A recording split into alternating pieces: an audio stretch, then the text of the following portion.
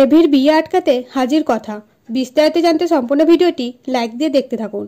কথা ভুল বুঝে গোবরডাঙ্গা চলে গেলে সঞ্চিতা বলে, কথা ও অগ্নি যখন আবার বিয়ে দেব তাহলে একটু মজা করা যেতেই পারে।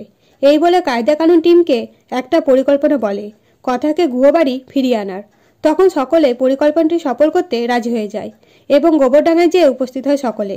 শুধু তাই নয়, সঞ্চিতা কথাকে জ্বালানোর জন্য অগ্নির বিয়ের কার্ড কথাকে দেয় আর বলে, আমার ইচ্ছে ছিল আমার ছেলের বিয়ে আমি আমার পছন্দের মেয়ের সাথে দেব, তুমি বিয়েতে আসবে কিন্তু। তখন কথা বিয়ের কার্ডে কনক চাপা নাম দেখে রেগে যায়, তা প্রকাশ করে না। এরপরে অগ্নিরা বাড়ি থেকে বের হতেই জুনিয়া ঋতু কথাকে কনক চাপার ছবি দেখিয়ে বলে, এই মেয়েটার সাথেই অগ্নির বিয়ে হচ্ছে, কথা তুই এখনো চুপ করে থাকবি?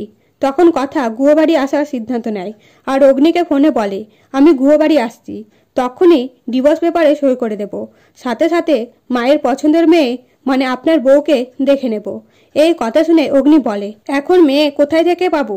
তাই অগ্নি কায়দা কানুন টিমের একজনকে মেয়ে সেজে কথার সামনে যেতে বলে। তো বন্ধুরা, নতুন নতুন আপডেট পেতে অবশ্যই সাবস্ক্রাইব করবেন। ধন্যবাদ।